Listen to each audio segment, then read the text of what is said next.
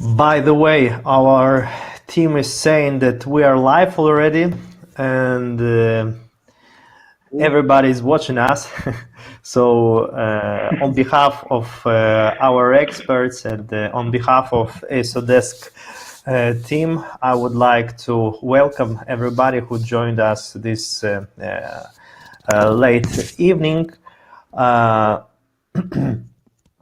Thank you very much for your patience. We've got some problems with camera of Valeria, but I hope we'll fix it in a few seconds.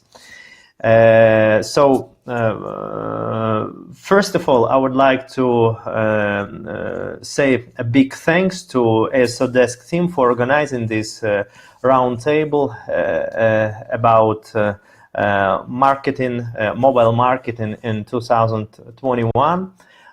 Today we'll be speaking about different aspects of what we are expecting this year, the changes we're expecting, the general trends we see in mobile marketing at the moment, and we'll see them this year. So before we move on to question and discussion of the question and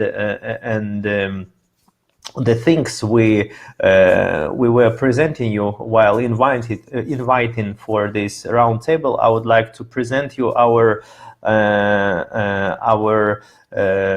experts. We've got 4 experts today: Altai, Valeria, Sergey, and Maxim. So I would like to ask one by one, guys, to say a few words about your experience in mobile marketing, the job you are doing at the moment, the projects you are working on at the moment. So maybe Altai, you would like to start? Yeah, I can start.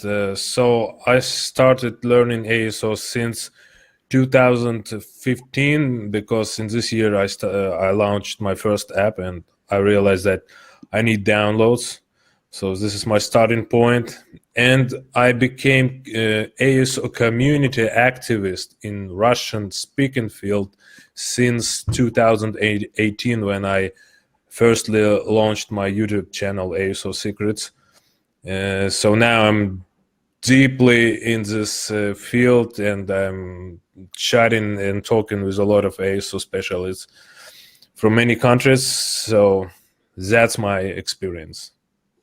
Oh, great. Thank you, Altai. Yeah, we've been knowing with Altai each other for a few years already. Many chats, many communities, many discussions. So Altai is a prominent person in ASO world who speaks Russian language. So thank you, Altai, for joining us You're today. welcome. So Valeria, I see that you're still struggling with your camera. Yeah. So I'm trying it a lot.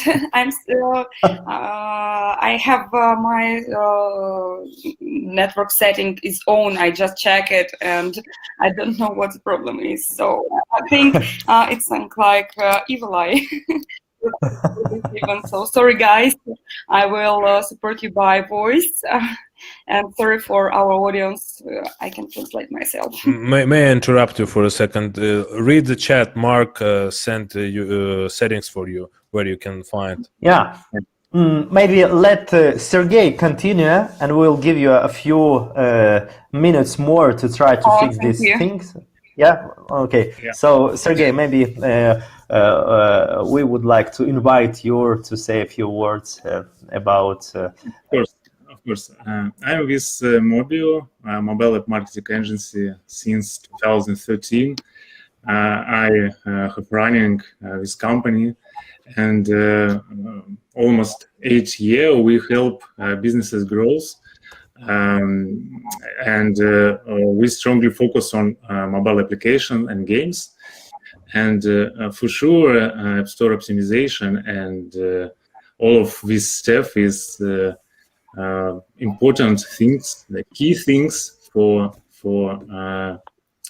user acquisition and for growing business. Yeah, thank you, Sergey. Thank you for this, for those few words about your working experience, and giving a few more minutes for Valeria to fix this problem with the camera. Maybe let's move on to Maxim. Maxim, do you see me? Do you hear me? And yeah, everything's great. Welcome. Everything was great. Thanks a lot. So, guys, first of all, thank you all for coming today here. Welcome. So, my name is Max. You can simply call me Max. I think it might be easier than saying Maxim all the time.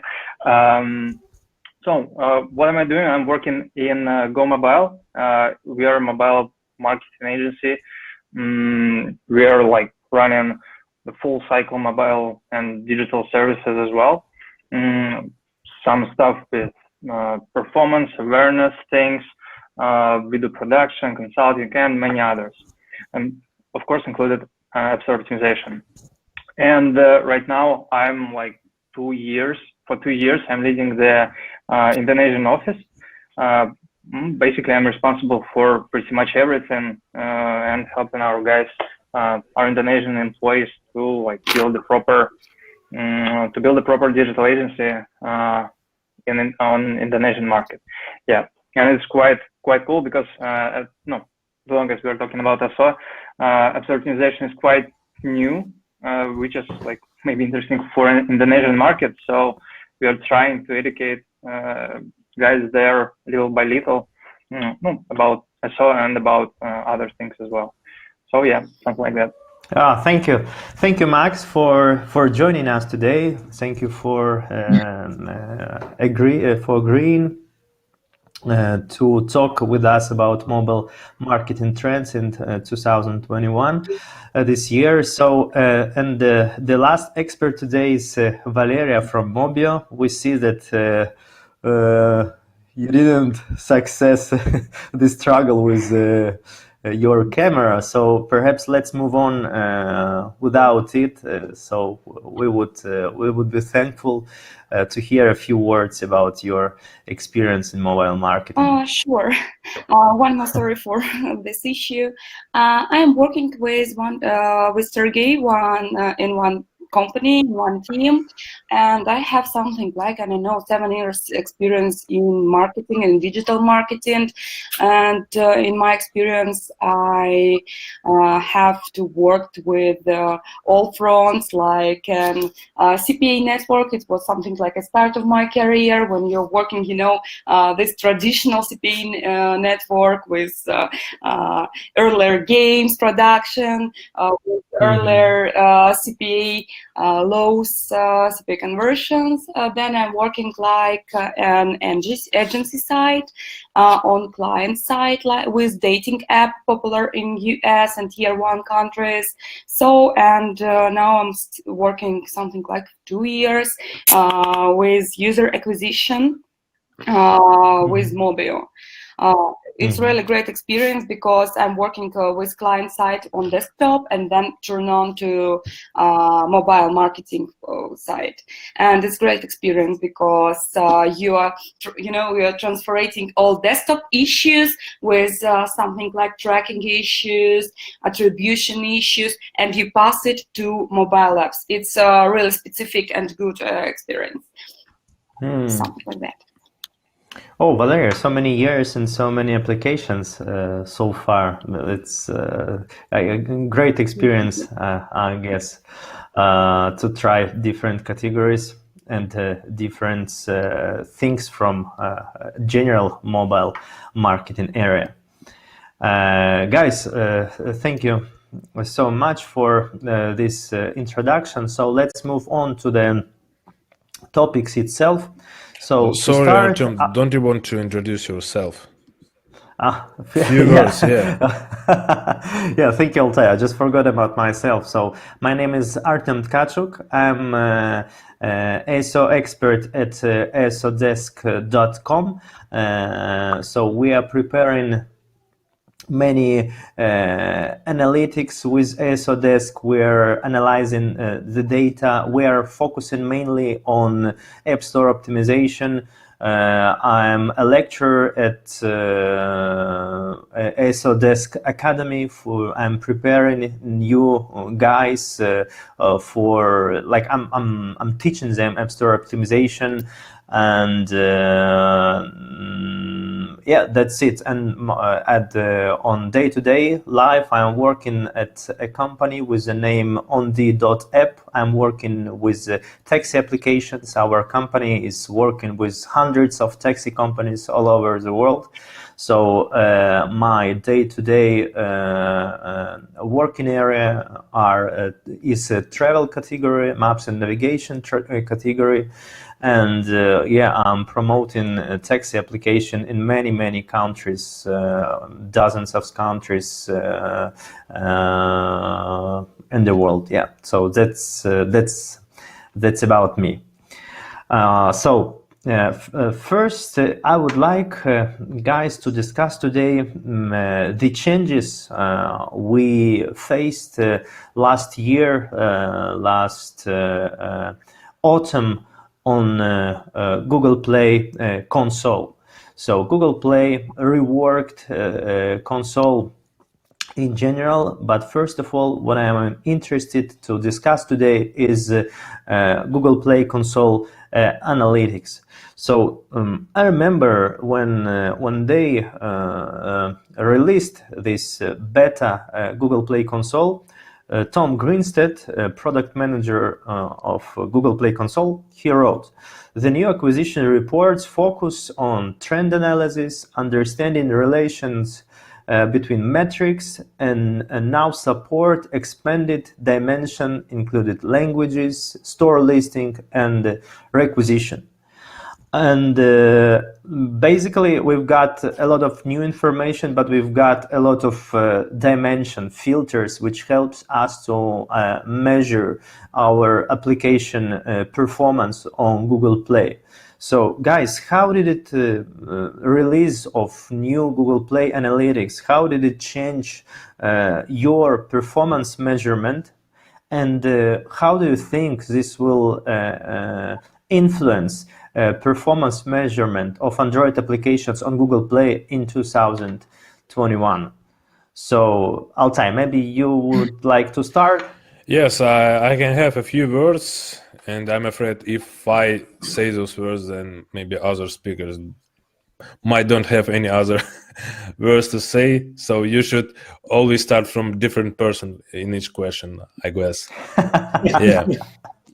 Yeah. But first of all, I would like if you say a few words about experience in your team. I think the most valuable for us would be like our experience in our teams. How do we make? Okay. I just need to warn people because that I'm not doing ASO much recently, because I'm also working with my business and I have a lot of other stuff to do. But what can I say about this new Google Play console? So the biggest problem is that you cannot separate downloads from Google Ads campaigns and just regular organic traffic, because Google somehow, for what reason we don't know, sum up those downloads. So this is a big problem. But also Google allowed us to see which keywords gave us downloads.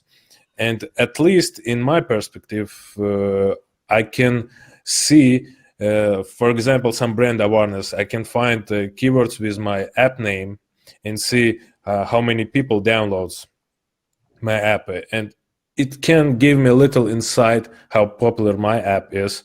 But we also know that a lot of keywords are going to the other line, and it might also include your brand name but with typos, or in different languages if you translate your brand name. So it's not quite clear, but at least it is something. So that's it from me. Okay, thank you, Altai. And guys, what about you? Well, I can say actually that for us nothing changes, because for sure, it's maybe important thing for product or marketing manager for analyzing some organic installs and some metrics right from console. But during user acquisition campaigns, we usually use a major tracking system like a flyer, adjust, branch, etc. And in that case, actually, the main issue in 2021 will be thing with IDFA and this iOS. Yeah, we'll move to this question. I started from some easier stuff. If we talk about Android, in that environment, we hope Android still keep transparency and keep work with special identifier for retargeting, for user acquisition, etc. And it can be maybe even improving Google Play applications at all. I think it's my thoughts about console. May I have one small comment about all this stuff? I totally agree with you, Sergey. Like, we are doing pretty much same stuff, so yeah, totally agree with that. One small thing, maybe it will be relevant only within the Indonesian market, but I don't know how, but unfortunately or luckily or whatever, for us it's unfortunately, almost all the players, middle-handed or small companies that have apps, in most of the cases they do not use any analytical tools at all. I mean mostly tracking tools. So in this case, it will be at least something for them. So at least they will track and see at least something. So besides that, I think still for us it's a huge problem when clients do not have any trackers like the Flyer, Adjust, Kachao, or whatever else. But anyway, we still cannot run proper campaigns with such clients, but at least something. So yeah, maybe it will help at least someone on the market to get slightly more insights about their performance, about their results of their campaign. So, Maxim, do you think that this update of Google Play Analytics dashboard will improve awareness about applications, first of all, for small developers, indie developers, yeah? Yeah, pretty much. I believe that. Yeah. Valeria, what do you think? I think that that we are working in agency, but it's a little bit, but have affection to our business during last changes with Google Console, because we're working with ASO and sometimes our advertiser give us an exception to Google Console, so we can see not only some also things like user activity, like when we have access like methodologies, but we also can track something specific metrics which depend on all criteria of marketing metrics and something like that. So last update was that we have track separation converse with the new attribution features and with new referral features with some this issue, and we can track more channels and more affection on ASO. It's my opinion. And as I know, there was on the beginning of this year, there was a new thing from Google Play, that they're affected for gambling verticals. If I correctly understood this news, and it could give more changes for promotion for gambling vertical. Okay. Yeah, that's interesting. Heard this news correctly, because I think it will pass only for a few countries to make gambling vertical more comfortable and more developable to this way. Oh, yeah, no, I never heard about this. But that's interesting, and I guess maybe somebody from our audience heard about this, so they might share in the chat, or we'll get some questions about this. So yeah, I agree perhaps with you guys that basically new Google Play Console Analytics didn't make an earthquake in mobile marketing. However, for small companies, for indie developers, is definitely all these filters, all these dimensions. They give more information about their applications. And continuing this topic about small developers and small businesses, let's move on to the next highly discussed topic from the 2020 is Apple Small Businesses Program. So I feel that absolute majority of developers were happy about this step of Apple to reduce commission by 15%. So first question is, did any of you apply for this program, and how did you go through the process? What is your experience about this?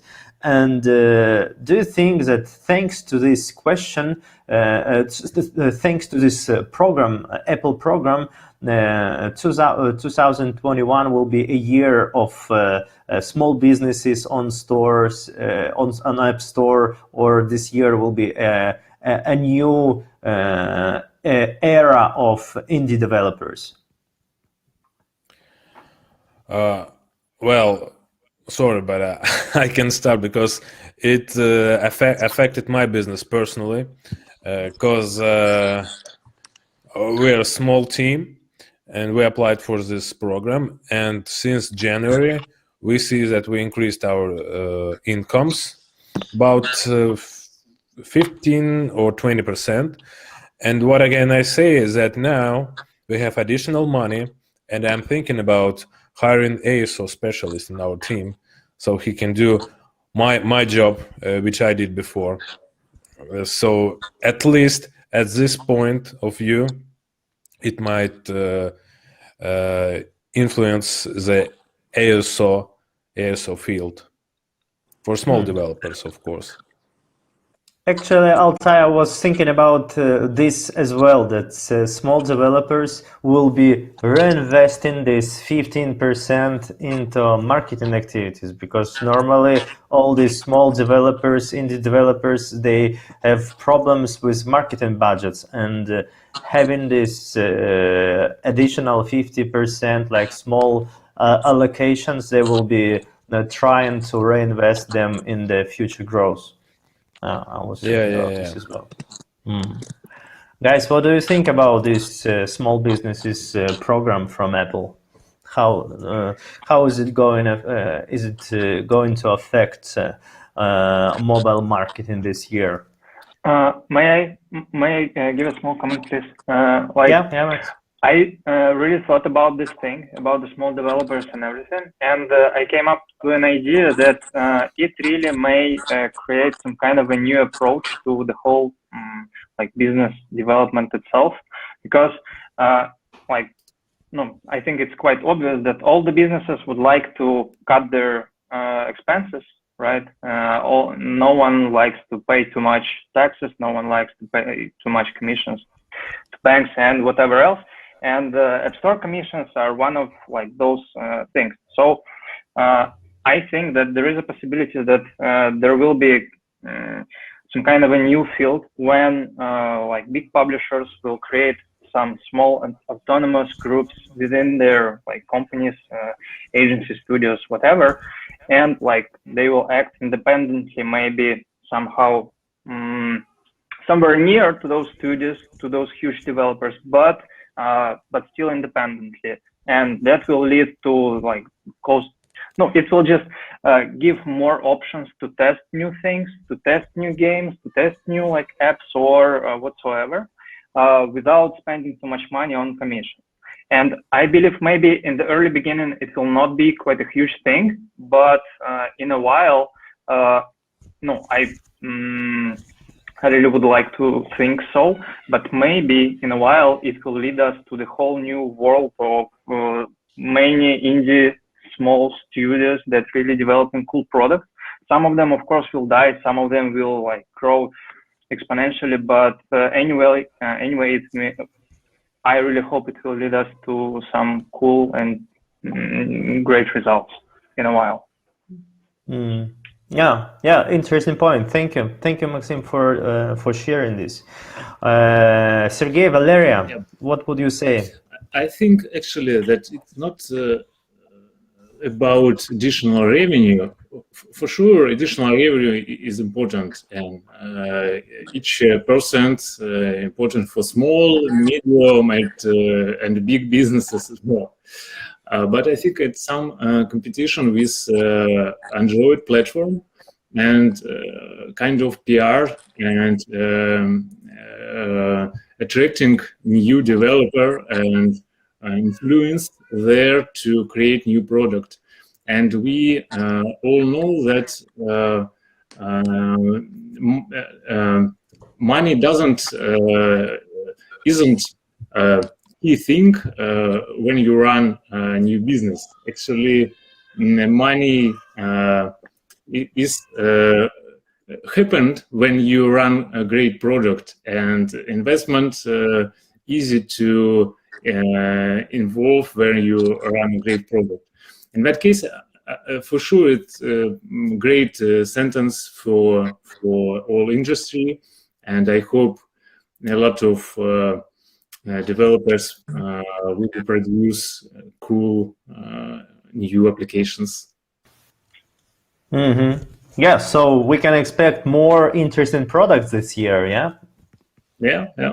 Oh. I hope their 15 or additional % they spend to the right marketing things. Yeah. That's a pretty issue for indie developers, because they have an idea for a product, but they don't know how to promote it and how to share this with others. So perhaps this additional free budgets will help them to reinvest. Yeah. Valeria, any thoughts about this small businesses program from Apple? Sure. I think that it's a great long chain with some new offers and some new events which can happen when Apple reduced commission twicely. It's not only depends to commission, it also depends to inside payment content in the app, in the development app, in the growing app, and it's very important because when potential users see payment content inside an app with a small sale, with a smaller price, cause of Apple reduced commission. It's also make developers to bring money to marketing. For example, we like an agency are interested in this and new advertising budgets, and also it's a growing audience for this app. So I think, for example, we can take the big application with big audience on Russian marketer. It's online cinema Eevee. All know this product in Russia. It's really great online cinema. So there, with this film spam payment content have more expensive when you look at cinema on iOS. So when you have a chance to have small sale, you're also motivate your users to spend more time and more acquisition with your product.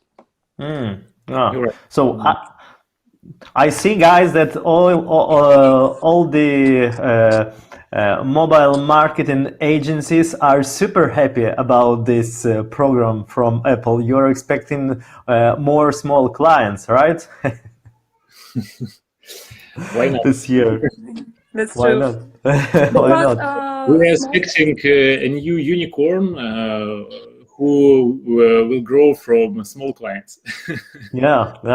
And I guess for sure we'll have such a cases, and Apple will be extremely interested in such cases as well, like to show, look, we propose such a program, and this resulted in a new unicorns. Yeah, thank you for sharing. So just to sum up again, once again, what has been said. So guys shared that these small business programs will reason in reinvestment of this allocated money from which new small developers will save from like paying less commission to Apple, so they will be reinvesting this into their marketing activities. We might expect that big publishers will be opening small agencies which will be working independently, so to work according to these small business programs. And yeah, that's mainly a long chain change on Apple. Yeah. So, by the way, guys, should you have any questions? Should we have any questions from audience? We'll be answering them after the last question. So, should you have any questions, simply leave them in the chat or in the questions tab, and we'll be answering them at the end of the roundtable. So let's move on to the next topic I would like to discuss today. Is already mentioned IDFA. So a lot has been said about this. I guess dozens of conferences, webinars, roundtables were held on this. I guess dozens of articles were written about this. That's a real earthquake in mobile marketing. So I will just move. I will just say, what do you think about this, and how did it change your mobile marketing activities already, and how do you expect this will change mobile marketing this year?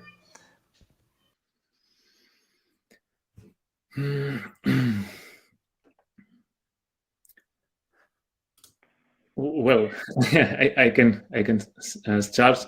Actually, a lot of thoughts about it, and for sure it changes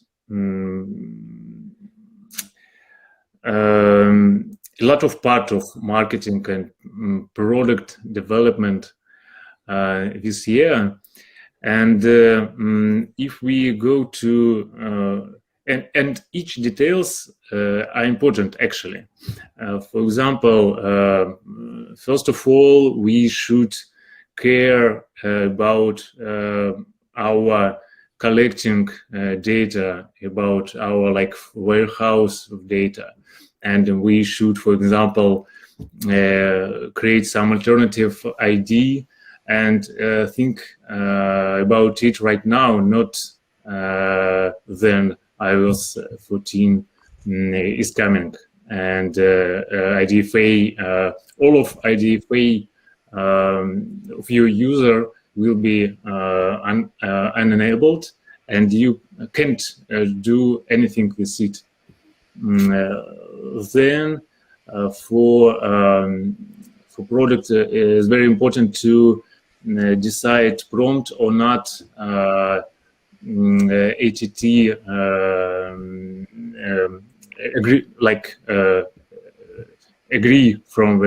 getting agreement from users. If you don't prompt, you don't collect any data, any IDFAs, and you just use SK-Ed network. And what is it? Nobody knows. Well, and a few words about it.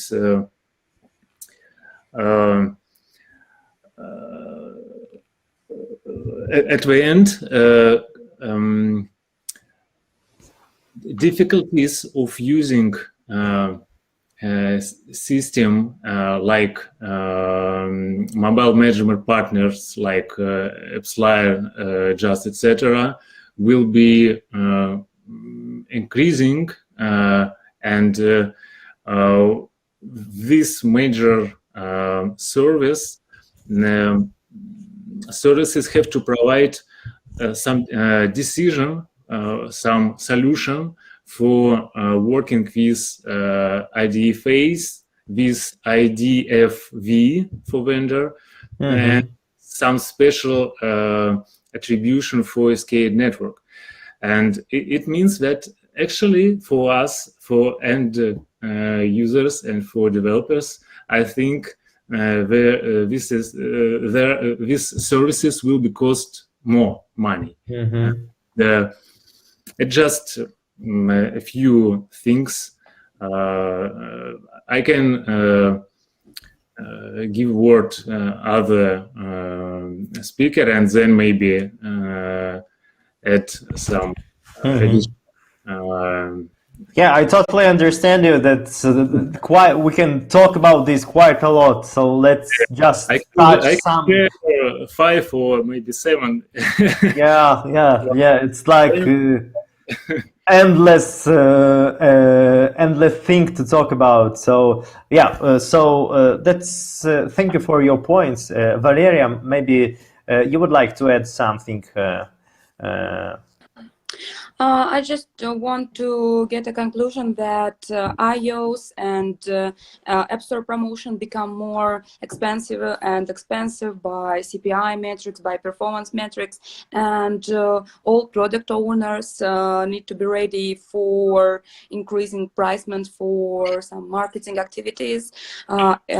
It's like a conclusion. And one more thing I would like to add to Sergey, that one more instrument with digital marketing, which not so depend with IDFA restrictions. It's Apple search ads. And what I see this trend that Apple trying to monopolize all these marketing products and try to get to reject all something small instrument, bigger instrument, and become more separated, like I don't know how it's hard to say, but I think it's they're really working like advertising monopoly. I can add a few words. Recently we found, especially I read this from ASOdesk Telegram channel, that Apple is showing ads in suggestions on App Store. So now they're pushing their new ad banners or ad placements somewhere else rather than in search. Moreover, I know that Apple is planning to promote search ads outside of App Store, for example, in Apple News. So if we can gain more channels, and maybe from this point, the cost per install might be less, I guess. But I don't know, it's my just prediction. And I also want to add a few words about kids apps, because we're doing kids apps, and this is a completely different area. And we're facing a lot of problems since autumn 2020, when Apple started pushing all those restrictions. So we discussed with our colleagues today, what does it mean for us? And we decided that it means that because most apps, most developers cannot limit or just set up limits for the campaigns, for example, for age, for genders, and etc. It means that advertisers mostly, or maybe they want to come to kids apps because these apps are like friendly for all ages. And we think that we might earn a little more from showing ads in kids apps because more advertisers will come to our field. This is our prediction. So we think that kids apps might feel a little bit better than today. But we are not for us, we're not using ads at all, so it doesn't change anything for me. Oh, Altai, I would agree with you. I have maybe already 1 or 2 years so far. I have a strong feeling that App Store is following the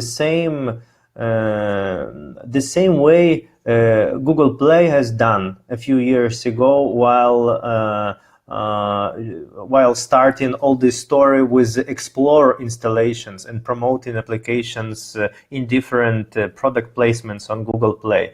And like App Store is opening these new product placements inside their ecosystem as well. So I have like a feeling they would like to start this story about like showing different products inside the whole ecosystem all the time. And this IDFA story, that's, as Valeria said, this might be a step to tighten marketers inside Apple ecosystem. Guys, may I have a small comment? Like, first of all, I totally agree with all of you. There's nothing much to say. Huge increases in marketing budget. No, at least some of them. Definitely yes. Nothing good. News are terrible. But what do you think? Like this whole trend about the privacy stuff and everything around that. How do you think? Like, will it affect like Google's policies as well? Like, will we see same stuff with GAIDs, or you think not? No, like, because usually someone does, one giant does, another giant just replicates. I really hope not. That's really good question, Maxim. I was thinking about this as well, because I was like, if Google Play will follow the same changes as App Store has done, that will be even more huge earthquake for us. Guys, what do you think? Altai, Sergey, Valeria? I think Google won't do that because Google is married big data. But they are like it seems to me. Sorry, Altai, for interruption. It seems to me that they're really what Apple does. They're really trying to just hold everyone, just like Lera said, just wanna take everyone and hold inside their ecosystem. Like, you wanna ads, going around Apple Search Ads. You wanna promote, go and like bring us money, use only our platform at all. Like, do not use anything else. So maybe they will. They already have got Google UC, right? So why cannot they go and spend money in Google? We will show you how it works. Sorry for interrupting you guys, but one more thing. What about Google will do the same like in Apple? It's one very important thing that Google and Apple are competitors at once.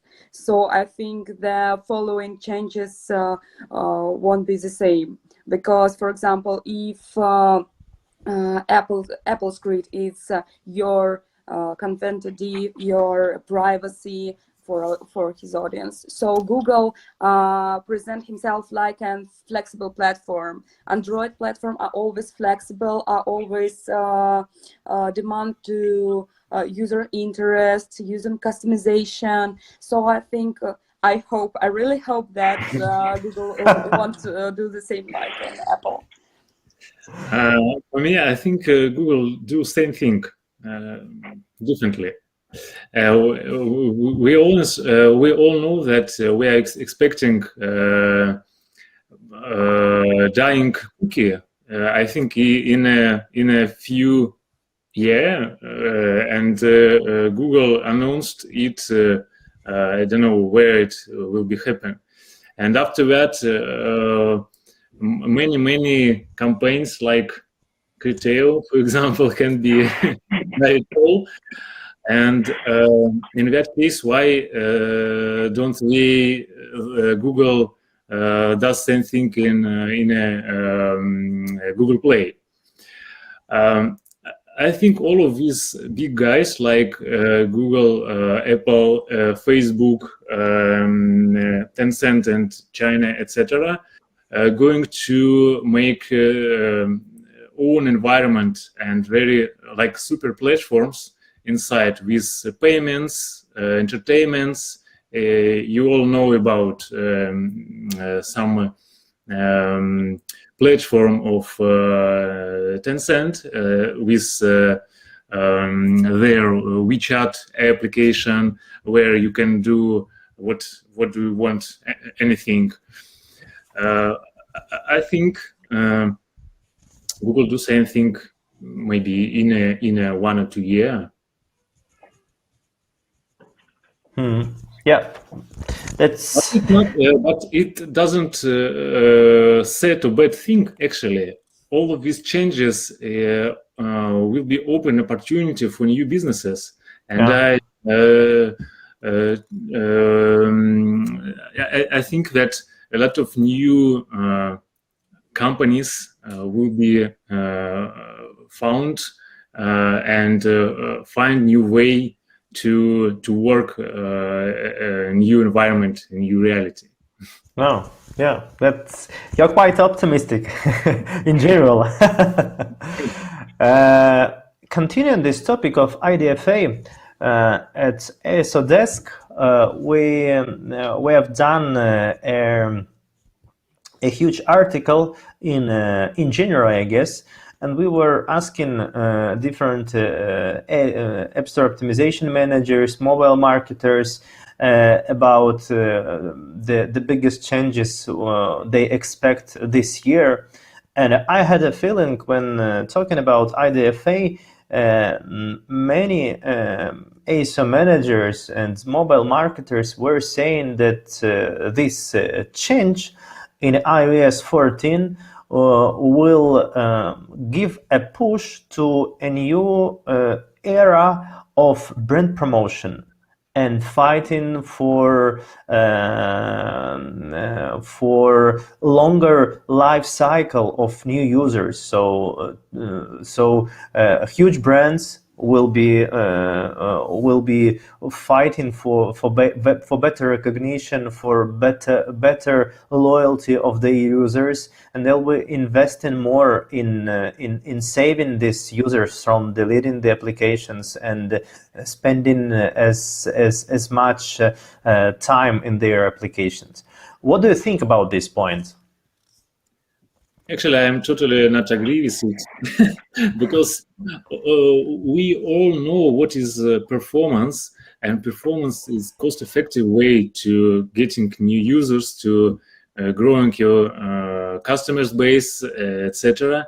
In that case, and nobody wants to go to the 1960s, I don't know, 70s, and spent tons of $1 million to TV commercials, etc. And major guys like Facebook, TikTok, AppsLayer, they don't want brand promotion. They actually earn money on data, on data-driven and performance campaigns, and I think I recently read information about changes in Kachava, changes in AppsLayer. All of these guys actually looks like ready to iOS 14. And I think just it can be more complicated, more expensive maybe, but not change at all at era of brands. like Mm-hmm. my thoughts. Understand you. So you think that this won't change, like this change in IDFA policy won't affect significantly user acquisition, moving it and brands won't. Brands won't increase their budget in brand promotion itself or in improving LTV for their users. So yeah, it's clear. I guess it's coming from the point you've mentioned while talking about IDFA at the beginning. Guys, and what do you think about brand promotion this year? I don't know. I think I believe that maybe as for now, like the performance itself looked like some kind of a simple stuff, if I can say so. Totally believe that it's not. But no, the logic was quite simple. You find the proper agency that can deliver good results. You bring them X amount of money, and you get back like X plus amount of money. Like that simple. I think maybe like as the question was like given, maybe this brand positioning will help to, I don't know, to work better on a brand, like by not investing money in other channels, by not investing money in like TV or radio or whatsoever, but maybe will give some kind of a boost to think more about the product itself, like because previously, okay, you've got bad reviews, your CPA will be slightly higher. Okay, you've got like, I don't know, bad creatives. Okay, we'll do something with it. We'll change it slightly, and everything will work out. Maybe instead of like right now, when the marketing budgets will be like obviously higher than they were before this IDFA change, maybe it will help the brands to like. Maybe it will help to clarify that, okay, maybe now is the time to think about the product itself and maybe make some changes in there, maybe to work slightly on a SEO, maybe to work on the brand position and on the market. Maybe, no, I really hope, I do not know why everyone does not do that before the launch of the product, but obviously no one, not so many brands do. Some of them do, some of them a little bit, but at least in my experience, maybe it's just irrelevant experience. But still, not so many brands really have a clear target that we position ourselves like this. We have got this amount of theories to test. We have got like clear, I don't know, insights about our audience, and etc. So maybe it could help to boost this kind of movement to that branding side first, and only after that to run performance campaigns. Maybe. Oh, yeah, interesting, Maxim. Thank you. Altai, Valeria, do you have anything to add about this brand promotion stuff this year? Yeah, I'm absolutely agreed with Max. I absolutely agree with this position, but I think at least it's really a trick question, because of course all customers are spoiled by measurability of performance marketing. But what do you mean when you're talking about brand promotion? Is it about media promotion? Is it about customer service? Is it about brand awareness? What do you think? What do you mean about brand promotion? Yeah, Valeria, about the last two, first of all, about about customer success, about brand awareness, about not about the TV ads as Sergey mentioned from the 1670s, but mostly in general about improving brands awareness, brands recognition on the market. So So it's to important. spend less on higher CPI rates. It's always important position. Brand awareness and customer service are most important position in all promotion and in all ways of promotion. It doesn't depend make you performance marketing or not, but yeah, customers usually forget about this point when they get a highly promotion performance campaign with a lot of channels for promotion. But it's always important to support all time brand awareness and a good customer service. It's a good product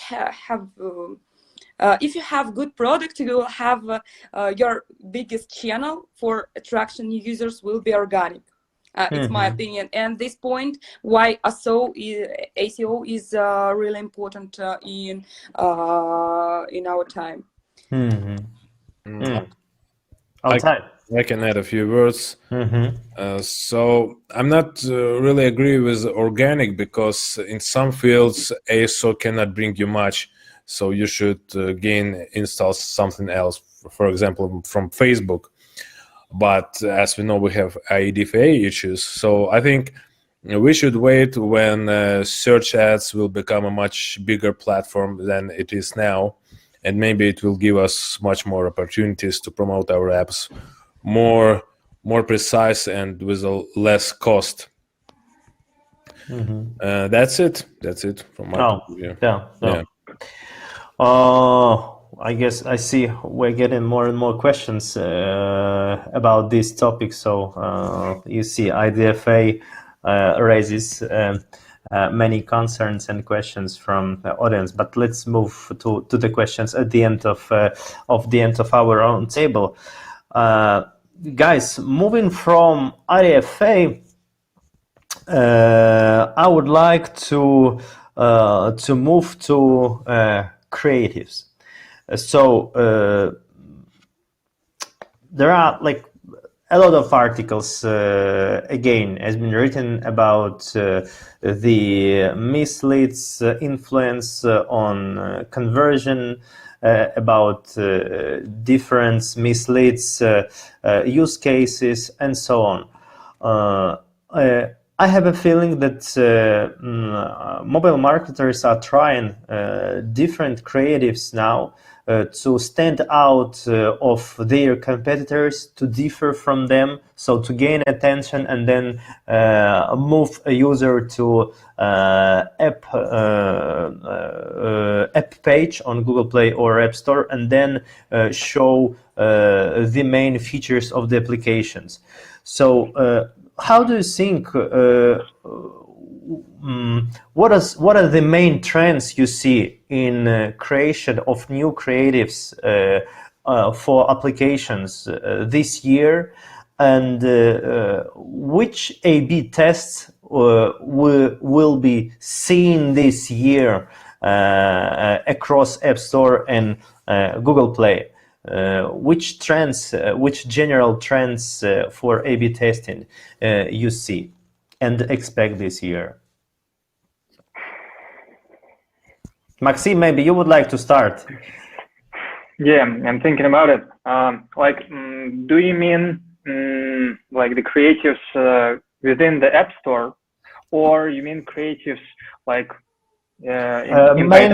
mainly App Store, App Store and Google Play on stores. For example, guys, I might share my experience as I've said already. Mainly or daily, I'm working with different taxi applications, delivery applications on App Store and Google Play on many markets all around the world. And my experience from the last year is that big brands are moving to, first of all, to landscape creatives, landscape screenshots. And many applications in travel, maps, and navigation categories are trying to show on their creatives their brand. They do not try to show different features. I have a feeling that people who are looking for example, food delivery or taxi application, ride-hailing application, they don't care about the feature, because absolute majority of applications from those categories have the same features. You order food or you order taxi, and it comes to you. You see this. You see the track. You see the price. You see estimated price, and so on. And many big brands are moving to landscape screenshots, for example, and they show on the first screenshots like the main value of their business. But this is like a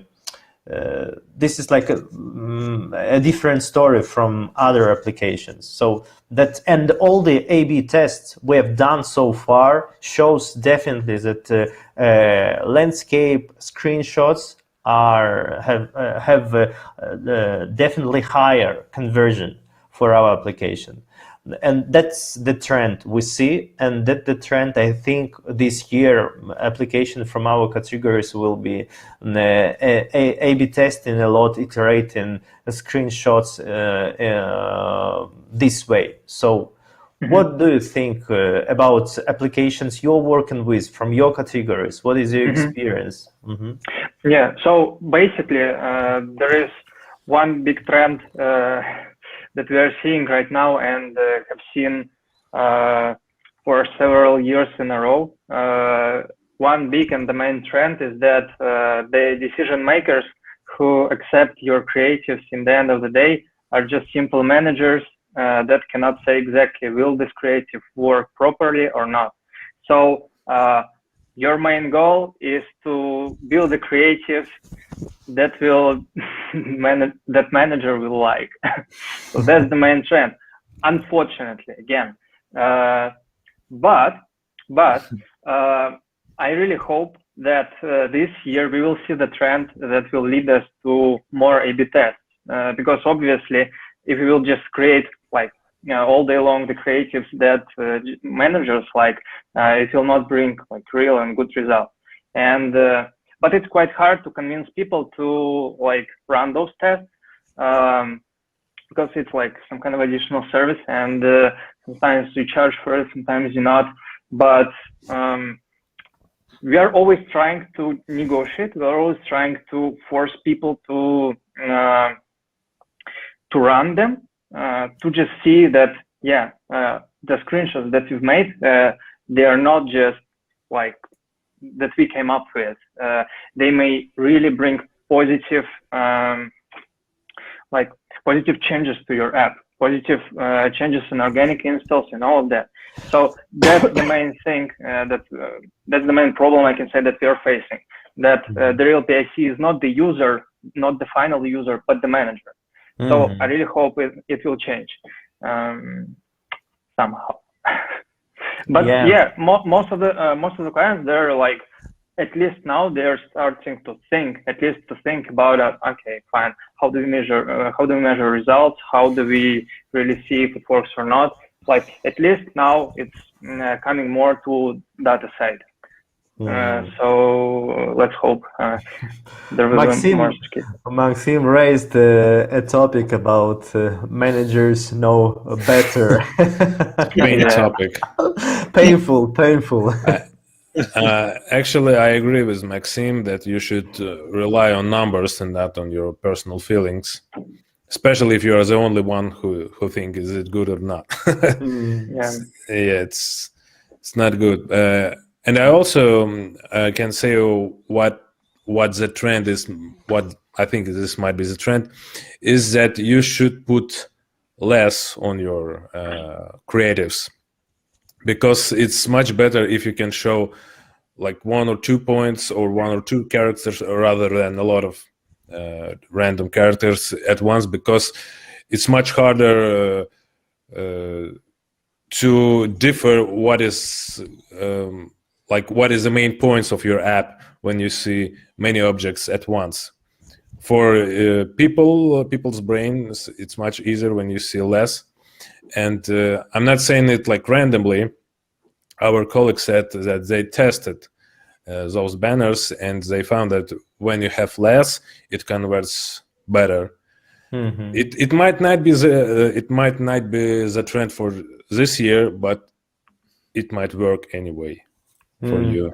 When you say this way that we should be showing less on the screenshots, I remind webcasting application when you see like many these streams on the screenshots, like many objects, different emojis. So like I'm getting pretty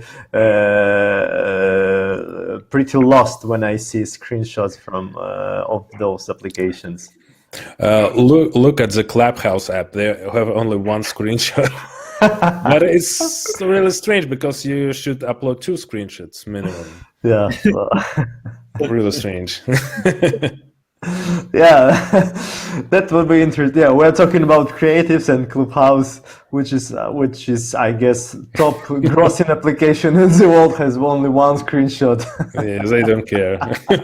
If I'm not mistaken, they have got some exclusive rights with Google, with Apple. So that's why they do not post. Yeah. So maybe because of that, maybe they just agreed.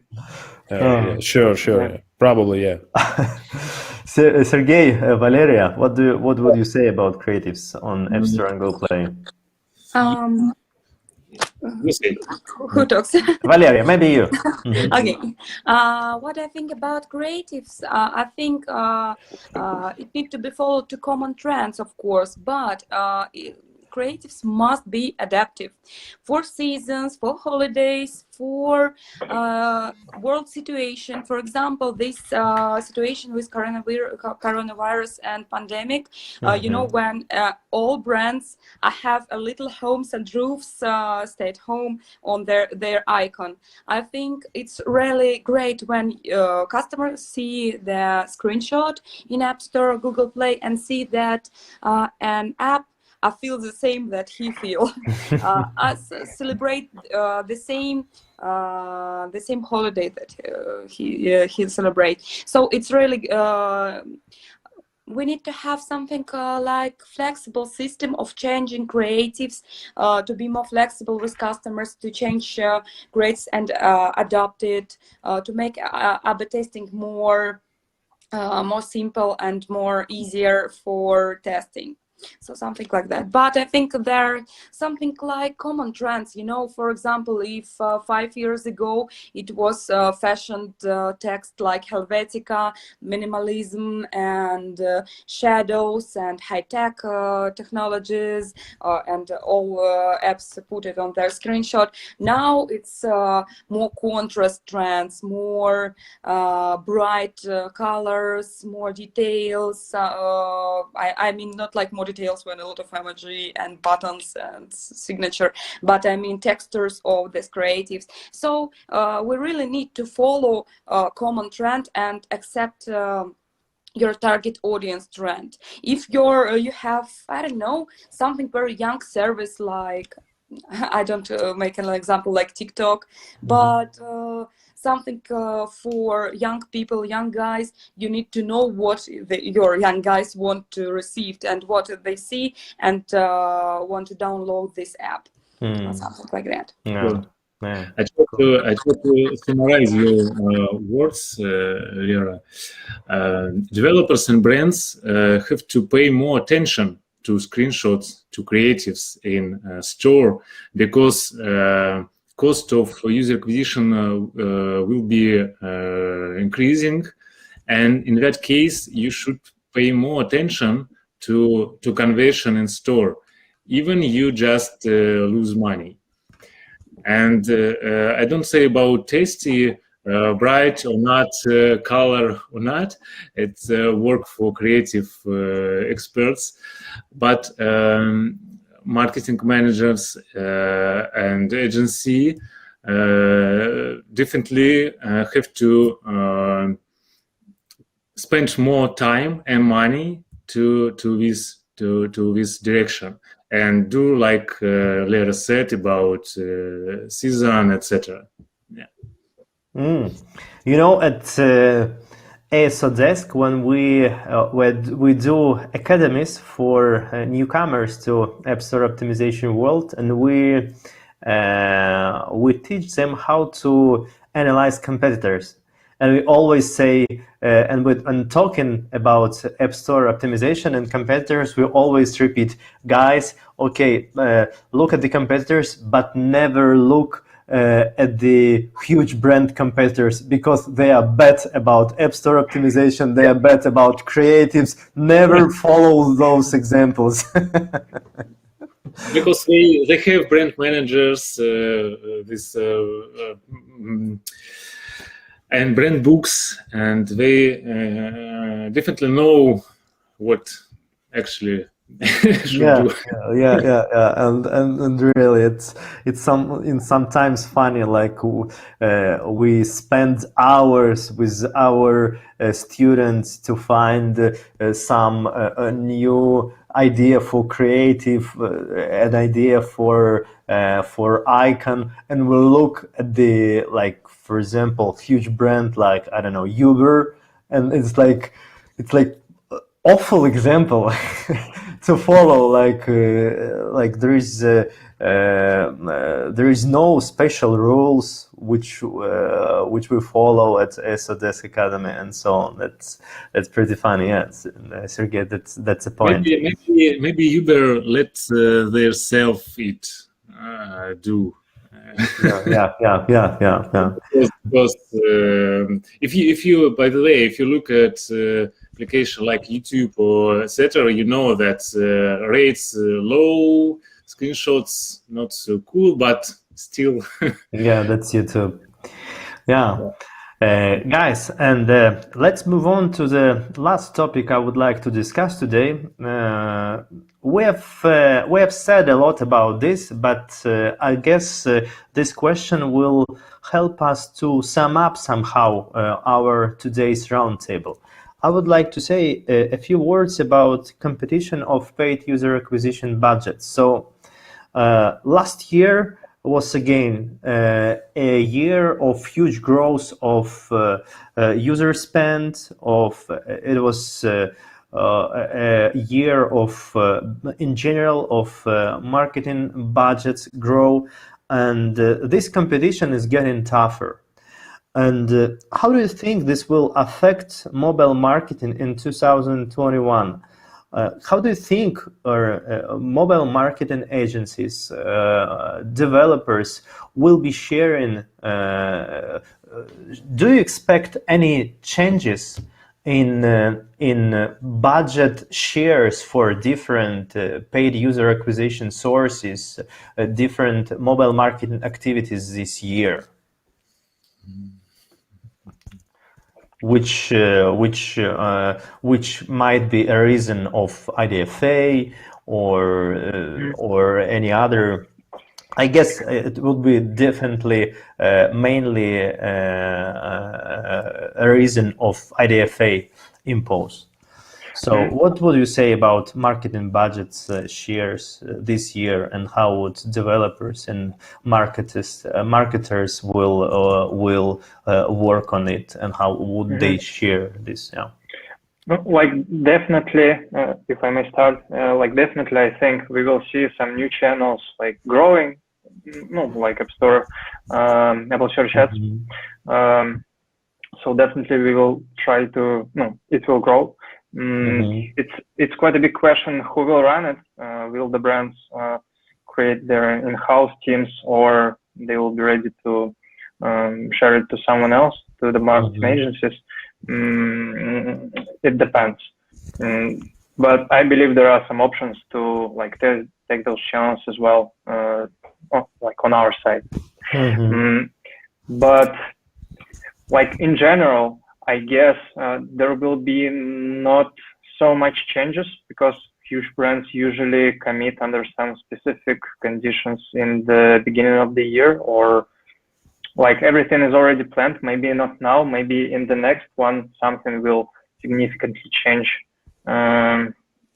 No, hard to say right now. We still do not know how the Apple's new policies will affect all the market. So Mm-hmm. let's see. Yeah, thank you. Yeah, this intrigues me, this point about new channels, and what Sergey mentioned already, that these new changes will affect us, but this will definitely bring us something new, and this will definitely bring some changes to the budget, I guess. Sergey, would you like to say a few words about this? Yeah, of course. First of all, I'd like to say that money in the world keep growing, unlike pandemic, etc. And money become much more year per year. And in that case, I am expecting a growing budget in general at the market. The second part that all brands which are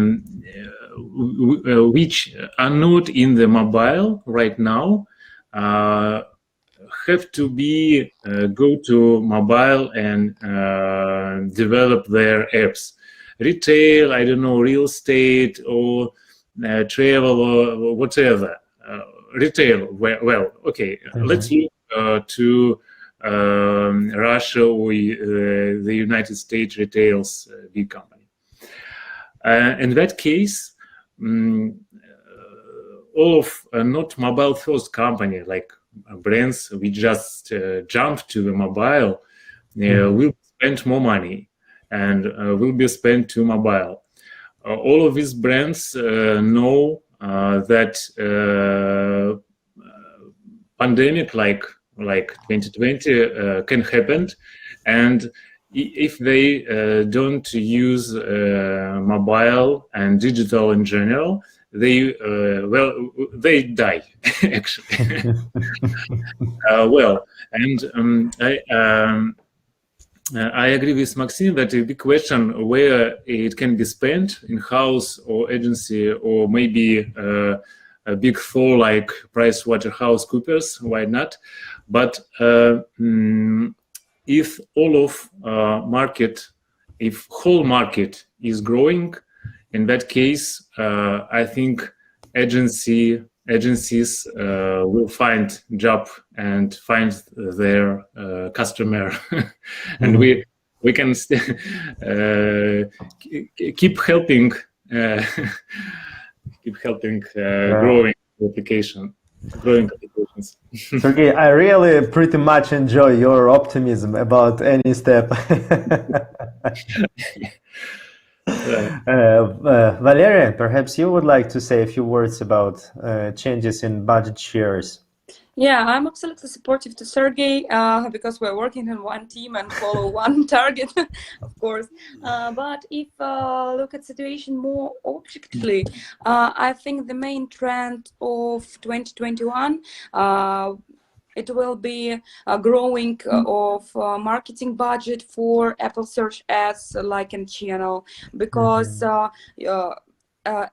in Russia, it's a new channel, and we see this trend that more and more new customers trying, marketing customers like product owners, trying to serve this channel, trying to test it, and that's really great, really good channel to protect your own brand, to get your brand position. The same doing the Google UAC campaign. But Apple Search Ads, it's more monolith on this topic. And one more that I want to pay attention, it's indirect manipulating of Apple Search Ads and another channel. It's ASO. It's marketing is have wavy trends when we're trying to measurable everything and use performance metrics and services, then we're trying to keep in brand, and it's always waving texture of this trend, and not even exclusion 2021, because we're trying to get balance between brand. ASO is a great instrument for this supporting, and we're trying to save performance position in a new condition with IDFA and new condition what App Store tell tell us. And one more trend about 2021, it's I don't know, I don't have pretty much experience with this channel, but it's app gallery. I think it's have a really great future, and work with this store can really have a very great marketing niche. Yeah, App Gallery is really something new. I guess it's the first example of a new store beside Google Play and App Store, which came into focus of mobile marketers at all. I guess there weren't any such successful examples of new stores, I guess, besides, as I've said, App Store and Google Play. Altai, and I know that you are mostly in App Store optimization. So a question for you mostly, what I would like to hear from you, do you think that this competition of budgets is killing App Store optimization, narrowing our scope, or not? Because I had a feeling that, like a few years ago, App Store optimization was more efficient than now because of this raising budgets from year to year. Well, I can say from small developers' perspective, because for small developers, it's really hard to pay for user acquisition on Facebook or Apple Search Ads, because one install might cost you $4, for example. For kids apps, it is $4 or $5. So it's still expensive. So if the developer decides to put his or her money on marketing, for him or her, it should be ASO on the first place, because this is the cheapest way to increase your incomes for your app. Because for UA, you should spend a lot of money for a test, maybe $10,000 at least, to find your best banners, and it might not work. But if you spend $10,000 on ASO, in mostly times it should work for you. So I don't think it changed much for small developers. For big ones, not a lot of data for me. Don't know. Thank you, Altai, for sharing this. Yeah, totally agree with you that ASO perhaps remains the cheapest and the most effective way of promoting application on App Store and Google Play. That would be all questions from my side. I guess our audience enjoyed the answers, enjoyed our discussion. So guys, let's move on to the question. I see that we got already a few. So we see 3 questions from Natalia. Maybe I will read and somebody from you who would like to start, you just say, yeah, I would like to answer this question. So Natalia, do you think that Apple reduce of commission for small businesses will lead to the increase of CPI in Apple search ads? What do you think? Yeah, as far as I understand that the competition for money from other pocket to to other pocket.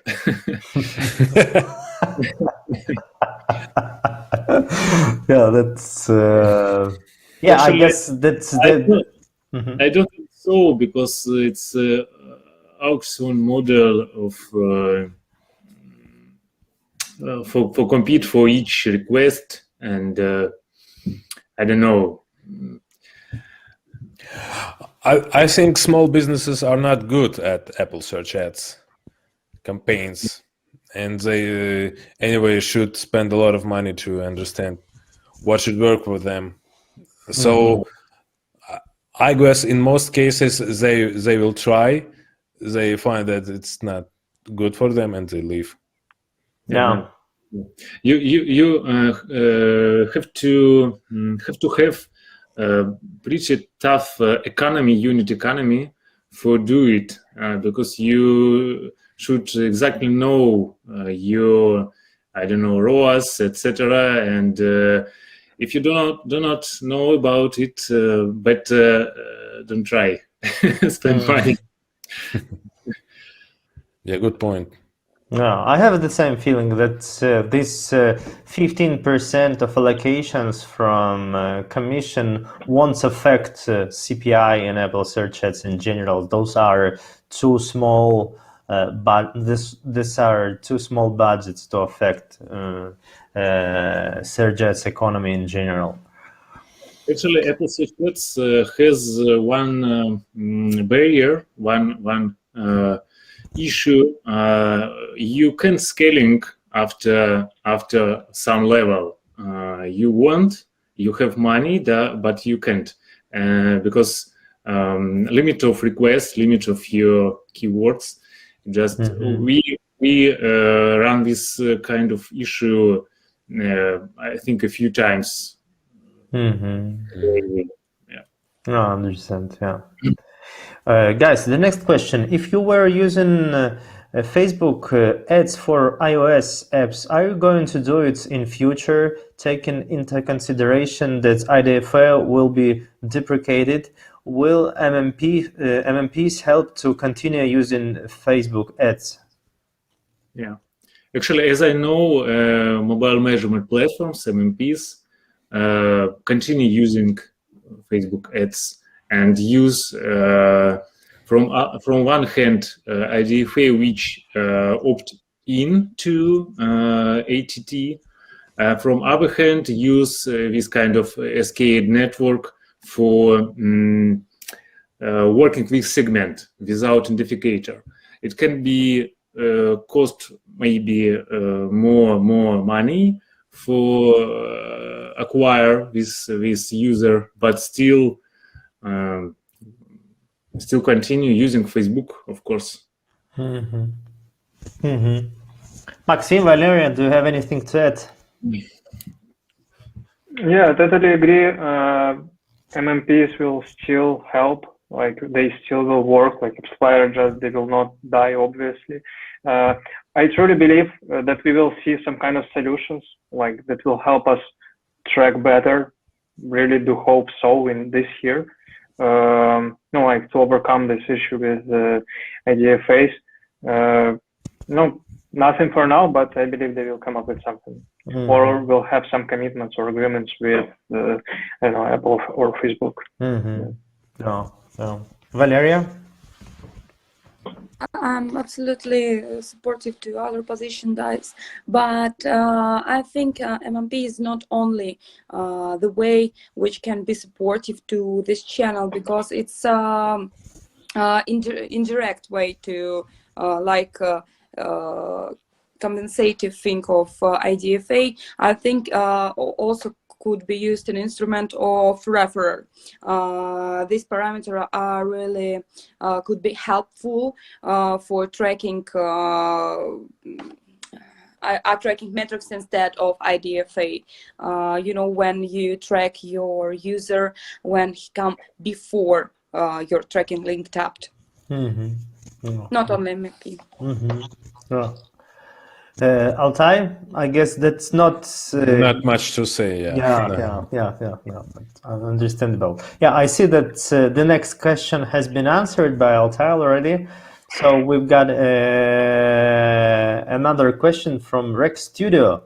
Tell me, buying advertising for many regions is pretty expensive. Isn't it cheaper to order ads on YouTube channels in Facebook groups dedicated to your applications? Has anyone considered this economic effect? Yeah, it's pretty much a question about the influencer marketing. So that's a totally different field, and like the main concern that the most brands have, that and I guess the most of the agencies have, is how do you track stuff? Because you have got limited options for tracking. You cannot do much. Like if you promote with some influencers on Instagram, besides the stories, you cannot include links. They are not clickable. Same in like direct influencer placement in TikTok, if I'm not mistaken. So the main concern is like the tracking. On YouTube, on Facebook groups, it might be easier, but if you're talking about Russia, Facebook is like not the platform for influencers, obviously. As I know, Vietnam, surprisingly, at least for me, is like all the influencers there are in Facebook. Like I was super impressed about that. Yeah, so maybe in this case, no, you may try. Again, as just Sergey said, you have to count your unit economy. Without tests, it's super hard to say something, like to predict something. If you will not test, you will never know. If you will not have like a proper person or the proper agency that will choose the channels, who will choose the influencers, who will choose all the people, of course you will not get proper results until you try. But if you will do everything correctly, yeah, potentially it may bring you awesome results. It may be viral. You may create a lot of UGC content, but again, it's a huge question how you do it. It's totally other sphere. Altai, I remember some time ago you were sharing a story that you had an agreement with some blogger on YouTube in India. Yeah? India, yes. That was totally useless spend of money. So, as I said before, we have kids app, right? So we spent $100 for a music video, which was 3 minutes long. So the video started with our ad, very poorly made ad with this blogger. But never mind. So then I was watching the video, and the end of the video was when one guy were killing or dying on the road. Yeah. He was lying on the road dead, and I was like, Why? Why? Download our kids app. Yeah. And the worst part, this didn't gain any downloads at all. So in kids category, influencers are totally useless. I mean, I'm not talking about YouTube. I'm talking about like articles, offline advertisement. It's pretty useless. I don't know why. I don't know successful cases, at least. At least, Altai, this experience wasn't that much expensive for you. Yeah. Thank God. Actually, you mentioned two problems: brand safety and controlling management. All of this activity. Thought, but not at least a problem is scaling. Actually, because what is cheaper? We can getting to Rec Studio 5 installs right now for free, and it's just for free. But if you want 5 millions installs for free, it's a pretty difficult task goal. Totally. Facebook, Google works good because they allow to scaling and optimize campaign depends on your audience, etc. You know all of these things. Yeah? And if you find one smart guy from India, you can lose money.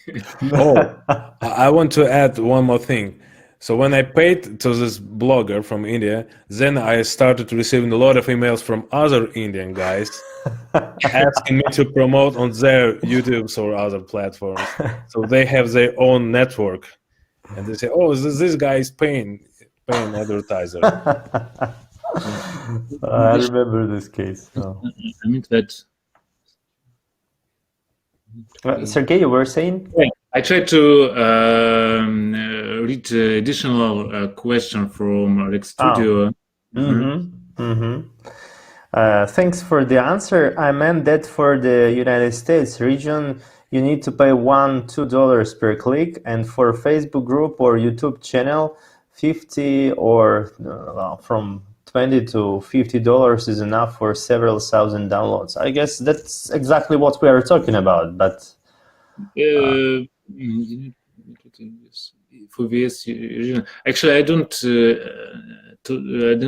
clearly understand question, but maybe not 1,000 downloads for $20 actually. yeah. I guess it's more about promoting application in a groups or in some small groups which are relevant for your application. Actually, I try to explain. It's two way to user acquisition, like growth hacking. When you try to find cheap and viral way to getting users, and nobody guarantee you result. You just try, and if you find some cool way, you can getting a lot of user almost for free. Yeah, but if you work day by day and you have KPI from, I don't know, Uber or some game developer to grow, you want to have some tool for scaling, for forecasting your result, and for sure, Google, TikTok, and all of this stuff can allow you to forecasting your results. Wow, yeah. Valeria, do you have anything to add about this, or any growth hacking cases? I just want to share cases to confirm words about influence and troubles influence. We have on our site some case when we're promoting car sharing service with one popular influencer, and then we have a really great campaign. It was successful, but then this influencer crashed a car sharing car. So it's too expensive. It's too expensive to track this, to make tests for influencers, for channels. But that's a great trend. You know, today become more and more instruments which allow to work with micro influence, with micro audience. It's something like combined influence, some groups owner, YouTube channel, small owners, and combined performance one part. It's like, you know, this the same named company, and this is a great way to trying to work to test this channel, because you have really cheap K-metric CPI, CPA. It's really CPC. It's really have pretty good for small developers metrics and prices. So I recommend, if you would like to try to work with Facebook's groups, YouTube channels, Instagram account, to try to work with a platform who allow who will make a chain with you and the placement. So, may I add a few words, because that's exactly what I wanted to say about micro influencers.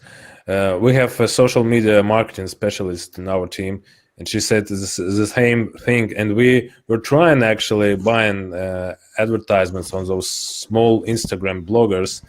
And what I can say, so those bloggers have their own small communities. It's like a small family. So they can listen to the advice of this blogger much more carefully, rather than this will be a bigger blog. Also, in the comment section, they can chat with each other normally. But in bigger bloggers, this is mostly like spam, call me, do you want free likes, and etc. It's just impossible to chat normally there. Wow. A lot of spam there. And the micro influencer, he or she can do the advertisement with more energy, with more love, because this is not the stuff he or she does a lot of the time. So it's mostly like a new project for her, for him. And in our case, she made a really good advertisement. and people left a lot of comments under our post. Guys, and maybe we are running a bit out of time, so let me let me just pose the last question it would be a question from Natalia about TikTok. Again, another, I guess it's a new trend, it's something new, it's a new source, I guess. It's a lot, something we have been talking today, that it's a new channel, and it's another new ecosystem even for advertisement. So has any of you tried ads on TikTok, and what's your impression about it?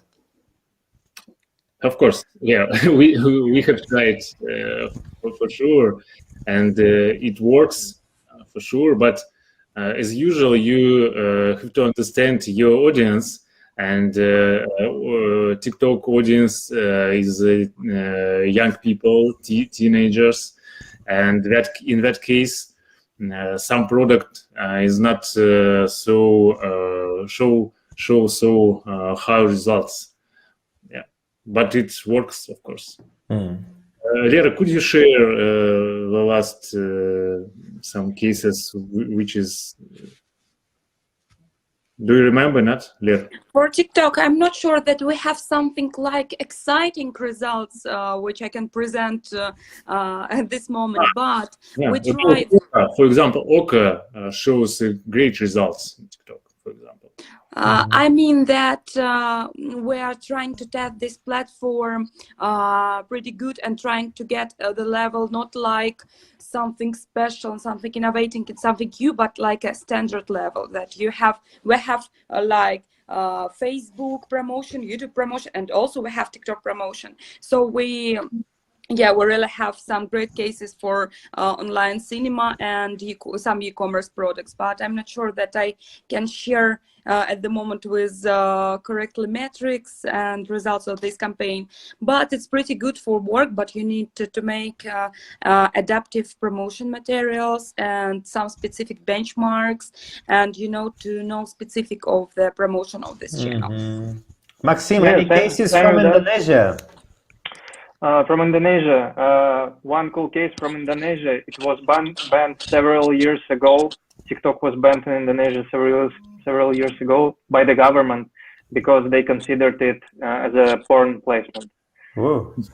Yeah, so that's the case.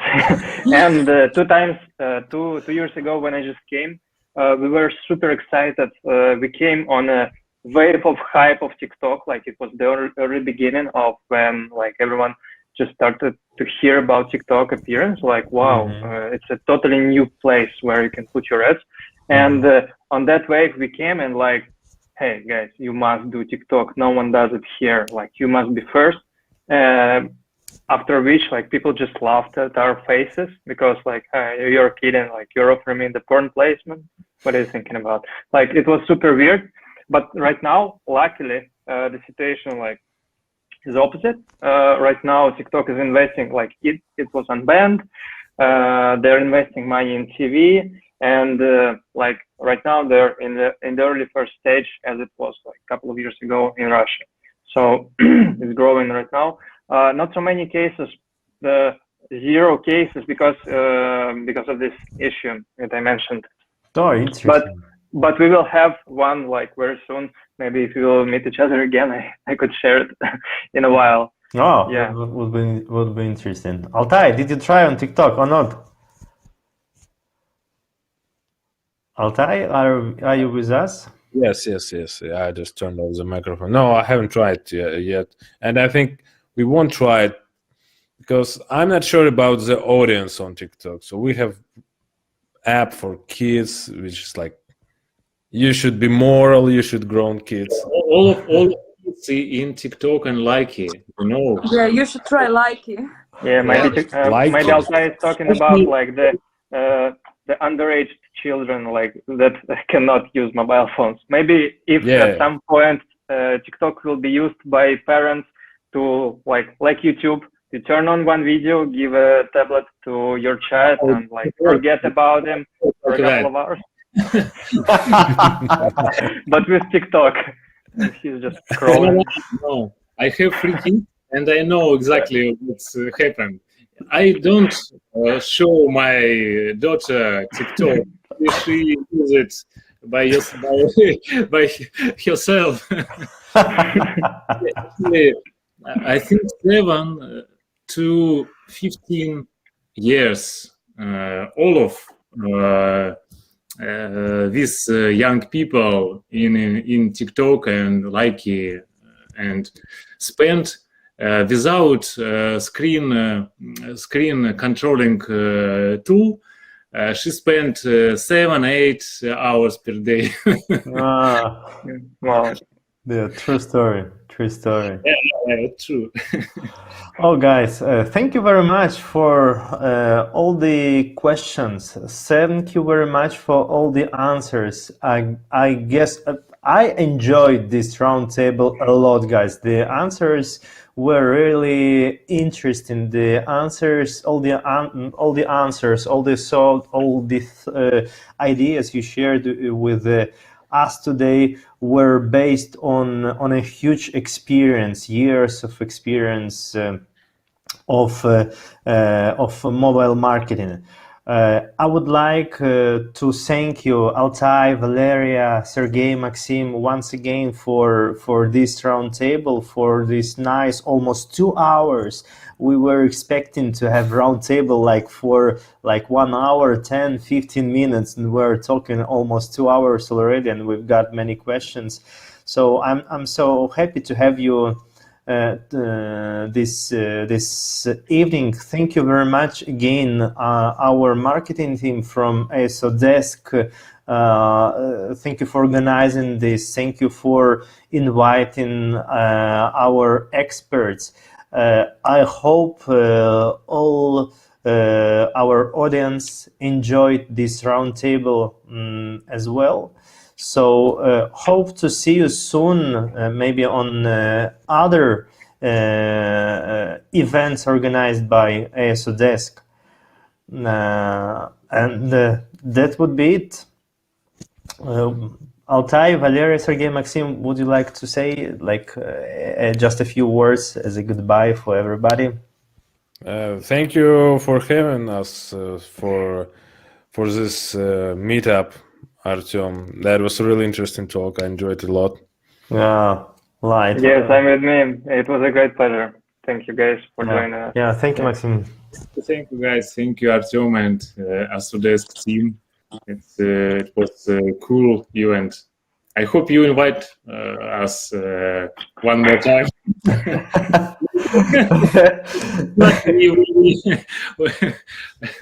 we think that it's, not all of our answers was good. No. I did really enjoy it. Yeah. Thank you. Thank you so much, guys. It was really nice to meet you, to hear point of your opinion. It's really great experience too, to meet people with different vision, with who knows better some trends and some specific. It's really interesting experience, and it was really great evening. Yeah, agreed. True. Thank you, Valeria. Thank you, guys. So hopefully see you soon on other ASOdesk events, and have a nice night, I guess, already. Yeah, probably, yeah. Yeah. So bye. Thank you. Yeah, bye. Thank you. Thank you. Bye, guys. Have a nice night, evening. Bye.